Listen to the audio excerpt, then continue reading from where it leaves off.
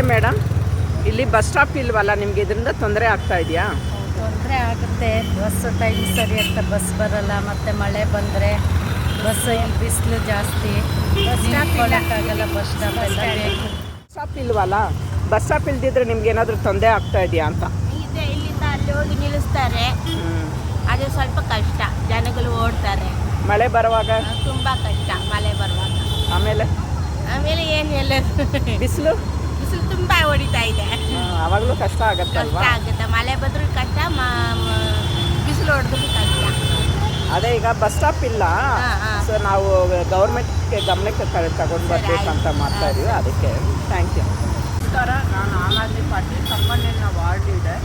ನೀವು ಇದುವರೆಗೆ ನೋಡಿದ್ರಲ್ಲ, ಇದು ಕಮ್ಮಣ್ಣಿನ ಬಸ್ ಸ್ಟಾಪ್. 35 ವರ್ಷದಿಂದ ನಾನು ನೋಡ್ತಾ ಇದ್ದೀನಿ, ಬಸ್ ಸ್ಟಾಪೇ ಇಲ್ಲ ಇಲ್ಲಿ. ಬಿಸಿಲಲ್ಲೂ ಹಾಗೆ ನಿಂತ್ಕೊಂಡಿರಬೇಕು, ಮಳೆ ಬಂದ್ರೂ ಅದೇ ಥರ ನಿಂತ್ಕೊಂಡಿರಬೇಕು. ಜನರಿಗೆ ತುಂಬ ಪ್ರಾಬ್ಲಮ್ ಆಗ್ತಾಯಿದೆ. ಜನರು ಯಾವಾಗಲೂ ಓಟ್ ಬರೋವಾಗೆ ಅವ್ರನ್ನ ಕೇಳಿದರೆ MLAಗಳನ್ನ ಯಾರಾದರೂ ಕಾರ್ಪೊರೇಷನ್ನ ಮಾಡಿಕೊಡ್ತೀವಿ, ಬಸ್ ಸ್ಟಾಪ್ ಮಾಡಿಕೊಡ್ತೀವಿ ಅಂತಾರೆ. ಆದರೆ ಅದಾದಮೇಲೆ ಬಸ್ ಸ್ಟಾಪ್ ಮಾಡಿಕೊಡೋದೇ ಇಲ್ಲ.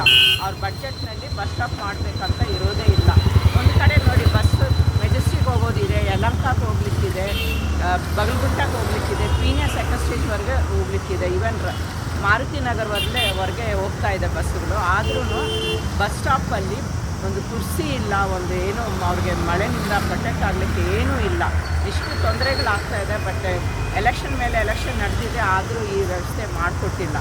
ಕಾಲೇಜು ಹೋಗೋ ಸ್ಟೂಡೆಂಟ್ಸ್ಗೂ ತುಂಬ ಕಷ್ಟ ಆಗ್ತದೆ. ಯಾಕಂದರೆ ಕಾಲೇಜಸ್ಗೆ ಹೋಗ್ತಾರಲ್ವ, ಅವ್ರಿಗೆ ಕಂಪಲ್ಸರಿ ಟೈಮಿಗೆ ಹೋಗಲೇಬೇಕು. ಆ ಟೈಮಲ್ಲಿ ಮಳೆ ಬಂದ್ರೂ ಬಿಸಿಲು ಬಂದ್ರೂ ಪಾಪ ವೆಯ್ಟ್ ಮಾಡ್ತಾರೆ. ಮತ್ತು ಬಸ್ಸಸ್ ಲೇಟ್ ಬರುತ್ತೆ, ಸಮಯಕ್ಕೆ ಬರಲ್ಲ. ಅದು ಆವಾಗ ಅವ್ರು ಏನು ಮಾಡ್ತಾರೆ, ಪಾಪ ನಿಂತ್ಕೊಂಡಿರ್ಬೇಕು, ಮಳೆ ಬರಲಿ ಬಿಸಿಲು ಬರಲಿ. ಸೊ ಇದೆಲ್ಲ ತುಂಬ ಕಷ್ಟ ಆಗ್ತಾಯಿದೆ. ಇದು ಗೌರ್ಮೆಂಟ್ಗೆ ಗಮನಕ್ಕೆ ತರಬೇಕಂತ ನಾನು ಹೇಳ್ಕೊಳ್ತಾ ಇದ್ದೀನಿ.